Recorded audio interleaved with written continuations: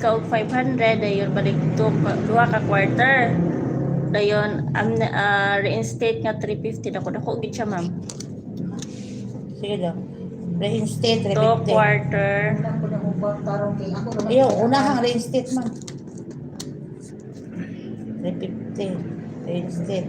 Reinstate 350. Ayun, so 2,800. 28 no. Plus Dayon 500. Pero kada tanan imong ihatag na gid resibo. Isa-isa gyud sa resibo dili pwede ipunon.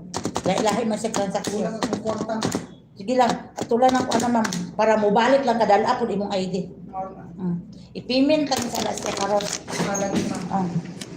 Dala lang imong ID kay kato ba importante. Wala ayo sa i-payment ma'am. So gi-payment niya karon nga dili idungan sa amnesty. Pag na di pud ma'am.